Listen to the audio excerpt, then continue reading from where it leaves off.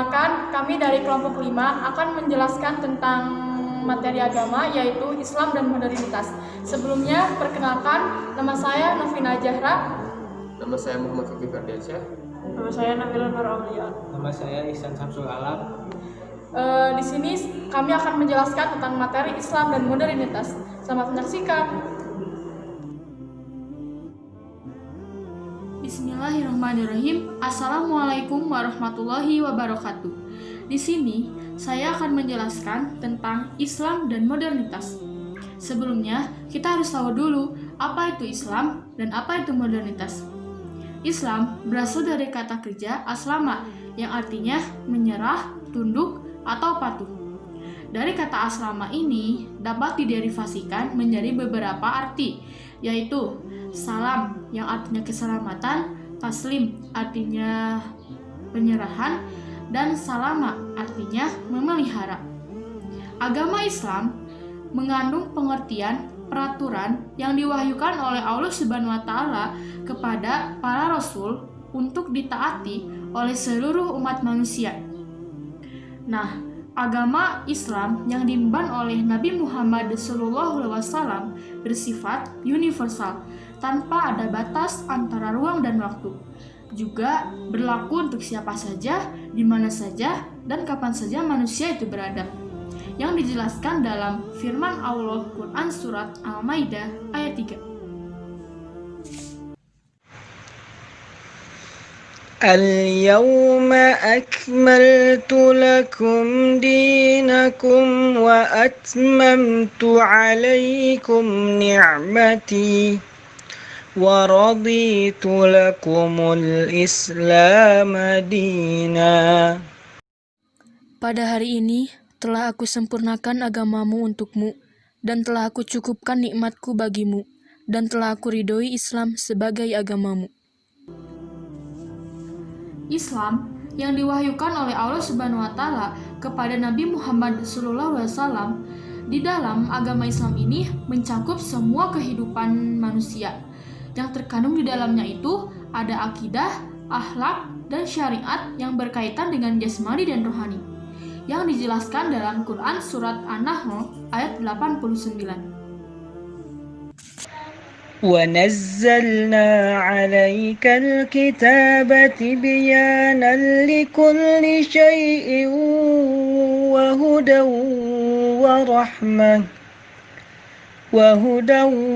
ورحمة وبشرى للمسلمين.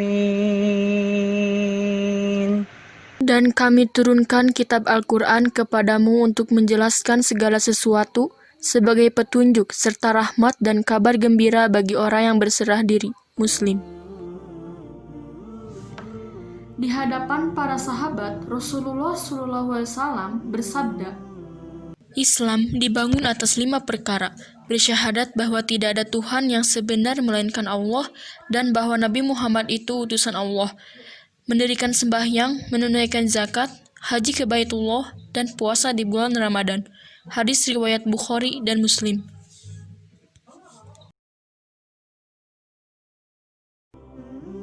Nah, hadis yang beliau jelaskan itu merupakan tentang rukun Islam, bukan tentang seluruh ajaran Islamnya. Jadi, dalam hadis tersebut hanya menjelaskan tentang rukun Islam. Rukun Islam yang ada 5, yaitu syahadat, sholat, zakat, puasa, dan naik haji. Nah, hadis yang beliau jelaskan itu merupakan tentang rukun Islam, bukan tentang seluruh ajaran Islamnya. Jadi, dalam hadis tersebut hanya menjelaskan tentang rukun Islam. Rukun Islam yang ada 5, yaitu syahadat, sholat, zakat, puasa, dan naik haji. Nah, sebelum kita membahas tentang modernitas, kita harus tahu dulu apa itu modernitas. Modernitas merupakan berasal dari kata modern, yaitu cara baru, model baru, atau bentuk baru.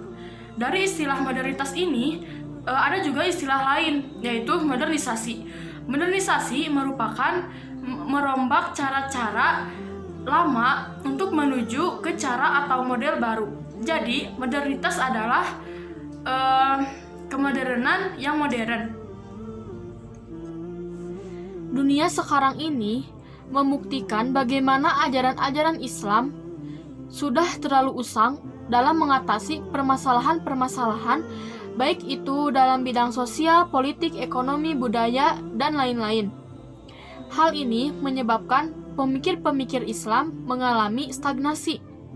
Sejatinya, Islam menerima modernitas ini secara fasib. Islam hanya mampu menerima dan menolak sarjana-sarjana Barat untuk menyodorkan pembaharuan-pembaharuan, baik itu ideologi, politik, budaya, paham, dan lain sebagainya.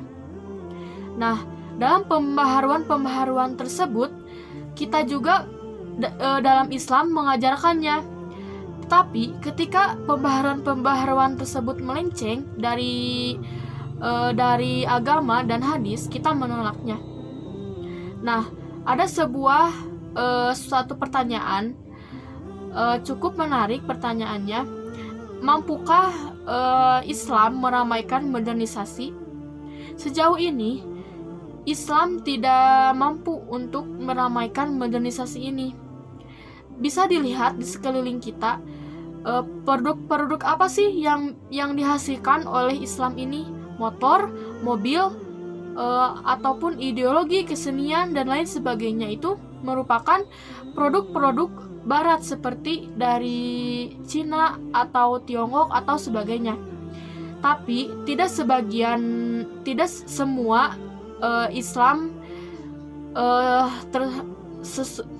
tidak semua Islam seperti itu gitu. Ada sebagian orang Islam yang membuat produk-produk tersebut namun tidak mendominasi modernitas ini. Tesis yang dilakukan oleh para pengamat Islam mengenai umat Muslim sekarang ini adalah ketika berbicara memang Islam, tetapi ketika di dalam hati mereka mengandung paham-paham hasil pemikir-pemikir Barat, seperti adanya hedonisme, radikalisme, ateisme, dan komunisme. Yang hal tersebut merupakan dampak negatif dari modernitas ini. Nah, gejala ini bukan disebabkan karena ketidakkonsistenan umat Muslim, melainkan adanya paham-paham Barat yang sudah mengakar di setiap individu masing-masing. Nah, dalam pergolakan pemikiran Islam, Ahmad Wahid membahas persoalan mengenai bagaimana Islam menghadapi modernitas ini. Nah, menurut beliau bahwa umat Islam baik dalam budaya peradaban-peradabannya kurang fighting spirit guna untuk menggali semesta ini supaya totalitas penuh gitu. Hal lain, umat Muslim ini karena mengklaim agamanya itu sempurna dan absolut. Asumsi ini mengakibatkan kita merasa superior atas umat-umat agama lain, dan serta kita menjadi malas untuk mempertanyakan ulang bagaimana ajaran-ajaran Nabi Muhammad SAW. Nah, dari alasan tersebut kita harus merubah sikap mental kita dari teosentris menjadi antroposentris. Dari pembaharuan Islam tersebut, kita sodorkan umat Muslim untuk supaya modernitas ini tidak didominasi oleh bangsa Barat. Nah, kita dalam ajaran-ajaran Islam ini sudah relevan sampai kapanpun. Untuk itu, budaya intelektual dan rasional sebagai modal kita untuk kedepannya.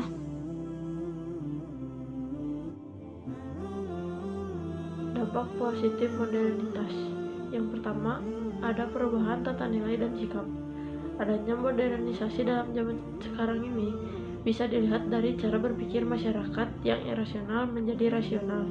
Yang kedua, ada berkembangnya ilmu pengetahuan dan teknologi. Dalam berkembangnya ilmu pengetahuan dan teknologi, masyarakat menjadi lebih mudah dalam beraktivitas dan mendorong untuk berpikir lebih maju. Perkembangan ilmu pengetahuan dan teknologi pula yang membentuk rasa modernisasi yang terus kian berkembang dan maju di waktu sekarang ini. Yang ketiga, ada tingkat kehidupan yang lebih baik. Dibukanya industri dan industrialisasi berdasarkan teknologi yang sudah maju menjadikan nilai dalam memproduksi alat-alat komunikasi dan transportasi yang canggih, dan juga merupakan salah satu usaha mengurangi pengangguran dan meningkatkan taraf hidup masyarakat. Hal ini juga dipengaruhi tingkat ilmu pengetahuan dan teknologi yang membantu perkembangan modernisasi. Dampak negatif modernitas. Yang pertama, ada radikalisme.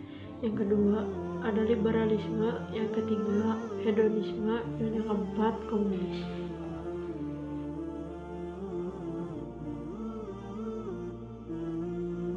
Radikalisme. Menurut Kamus Besar Bahasa Indonesia, radikalisme adalah paham atau aliran yang menginginkan perubahan atau pembaruan sosial dan politik dengan cara kekerasan atau drastis. Sedangkan menurut Wikipedia Bahasa Indonesia, radikalisme adalah suatu paham yang dibuat-buat oleh sekelompok orang yang menginginkan perubahan atau pembaruan sosial dan politik secara drastis dengan menggunakan cara-cara kekerasan. Dilihat dari sudut pandang keagamaan, radikalisme agama dapat diartikan sebagai paham keagamaan yang mengacu pada fondasi agama yang sangat mendasar dengan fanatisme keagamaan yang sangat tinggi, sehingga tidak jarang penganut dari paham atau aliran tersebut menggunakan kekerasan kepada orang yang berbeda paham atau aliran untuk mengaktualisasikan paham keagamaan yang dianut dan dipercayainya untuk diterima secara paksa. Berdasarkan pengertian radikalisme tersebut, maka tak dapat dihindari adanya kesan negatif dari gerakan radikalisme ini, yakni adanya unsur paksaan dan mungkin juga tindakan kekerasan dalam upaya mengaktualisasikan. Dalam konteks ini, barangkali dapat dikatakan bahwa sebenarnya tidak ada agama apapun yang mengajarkan radikalisme. Islam sendiri adalah agama yang mengajarkan kasih sayang, bersikap lembut, berbuat baik dan adil, serta membangun sikap toleransi.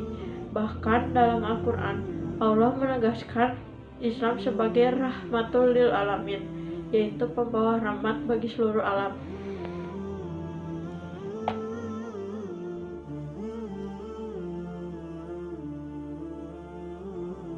Liberalisme atau liberal adalah sebuah ideologi, pandangan filsafat dan tradisi politik yang didasarkan pada pemahaman bahwa kebebasan dan persamaan hak adalah nilai politik yang utama.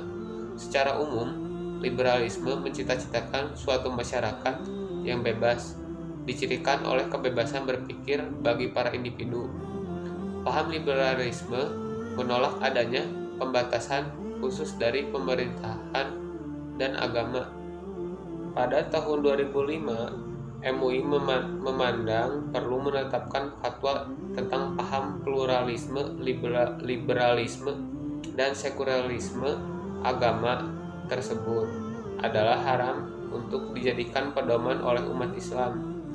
Untuk memutuskan bahwa paham liberal, sekuler, dan pluralisme ini haram berdasarkan dalil Quran dan hadis.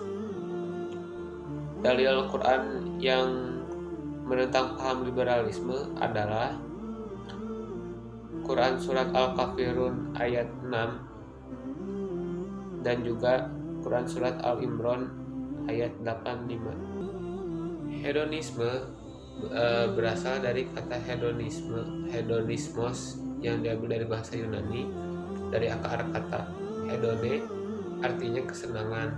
Paham ini berusaha menjelaskan baik apa yang memuaskan keinginan manusia dan apa yang meningkatkan kuantitas kesenangan itu sendiri. Alis Haryati, seorang ulama yang terkemuka di Timur Tengah, telah berkata bahwa tantangan bagi remaja muslim yang sangat besar itu adalah budaya hedonisme. Mengapa? karena budaya hedonisme ini merupakan budaya yang menonjolkan kesenangan dalam kehidupan di dunia ini yang telah diterangkan di surat Hud ayat 116. Komunisme berasal dari bahasa Latin yaitu komunis. Bahasa Inggrisnya common dan universal. Adalah ideologi yang berkenan dengan filosofi politik, sosial, dan ekonomi yang tujuan utamanya menciptakan masyarakat komunis dengan aturan sosial ekonomi berdasarkan kepemilikan bersama dari alat produksi dan tidak adanya kelas sosial, uang, dan negara. Ulama Asy Syaikh Syahri Al-Fauzan Hafidahullah berkata, berafiliasi dan meyakini ajaran kekufuran dan ateisme seperti komunisme, sekularisme, kapitalisme, dan selainnya adalah termasuk perbuatan riddah atau keluar dari agama Islam. Telah dijelaskan dalam surat Al-Baqarah ayat 14. Islam dalam menghadapi modernitas dalam bidang pendidikan. Tujuan luhur pendidikan dalam Islam adalah untuk merealisasikan ubudiyah kepada Allah. Untuk mewujudkan tujuan luhur tersebut, menurut An-Nahlawi, Islam mengemukakan 3 metode. Yang pertama, pedagogis psikologi yang lahir dalam dirinya yang didorong oleh rasa khauf dan cinta kepada Allah serta amar ma'ruf nahi munkar. Yang kedua, saling menasihati kepada sesama agar menepati kebenaran dan menetapi kesabaran. Yang ketiga, menggunakan jalur kekuasaan untuk mengamankan hukum bagi masyarakat muslim sehingga keamanan berjalan stabil dan masyarakat menikmati keadilan hukum. Di sini saya akan melanjutkan materi selanjutnya, yaitu tentang Islam dalam menghadapi modernitas di bidang ilmu pengetahuan dan teknologi, ekonomi, seni budaya, dan politik. Yang pertama adalah Islam dalam menghadapi modernitas di bidang ilmu pengetahuan dan teknologi. Ilmu diambil dari bahasa Arab alima ya'lamu ilman, artinya mengetahui pengetahuan.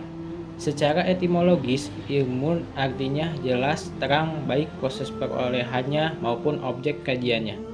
Jadi, artinya ilmu digunakan untuk mengetahui objek pengetahuan dan proses untuk mendapatkannya, sehingga diperoleh suatu kejelasan. Sedangkan pengetahuan adalah segala sesuatu yang diketahui manusia melalui tangkapan panca indera dan hati. Kemudian ada firman Allah Quran Surat Al-Mujadalah ayat 11 tentang ilmu pengetahuan. Kemudian dalam Islam tidak dibedakan antara satu disiplin ilmu dan disiplin ilmu lainnya. Semua disiplin ilmu dipandang penting dan mulia di sisi Allah. Orang yang menguasai disiplin ilmu itu disebut alim ulama. Dan ilmu yang paling penting adalah ilmu agama. Kemudian ada hadis juga yang menyatakan bahwa menuntut ilmu itu wajib bagi setiap muslim. Ya, hadis tersebut adalah thalabul ilmi fardhatu ala kulli muslim.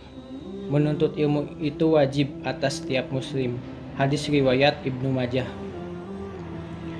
Kemudian di era modern ini, ilmu pengetahuan dan teknologi itu berkembang sangat pesat. Dalam Islam, Al-Quran tidak melarang umatnya untuk maju dan modern. Justru Islamlah sangat mendukung berbagai penelitian dan eksperimen dalam bidang ilmu pengetahuan dan teknologi. Bagi Islam, teknologi merupakan ayat-ayat Allah yang perlu kita gali dan cari kebenarannya. Dan pada masa lalu, pada abad pertengahan, banyak para ilmuwan muslim yang sangat berpengaruh bagi dunia ilmu pengetahuan dan teknologi, seperti misalnya Al-Khwarizmi yang merupakan ahli matematika. Kemudian ada Ibnu Sina yang merupakan ahli kedokteran, dan Jabir bin Hayyan merupakan ahli kimia, dan masih banyak lagi ilmuwan-ilmuwan muslim lainnya. Kemudian yang kedua adalah modernitas dalam seni budaya. Seni merupakan ekspresi kesucian hati. Hati yang bening melahirkan karya seni yang beradab, sedangkan hati yang kotor tentu melahirkan karya seni yang tidak beradab. Dalam dunia modern, seni menjadi bagian penting dari modernitas. Dengan dukungan penuh perangkat canggih, refleksi, dan produk kesenian merambah ruang-ruang keluarga dan masyarakat, termasuk ke dalam dunia pendidikan tinggi dengan membawa berbagai nilai baru. Jadi, seni juga tidak bertentangan dengan Islam. Berikutnya, yang ketiga adalah Islam dalam menghadapi modernitas di bidang ekonomi. Prinsip ekonomi Islam berbeda dengan ekonomi konvensional. Ekonomi konvensional berprinsip berkorban sekecil-kecilnya untuk mendapatkan keuntungan yang sebesar-besarnya.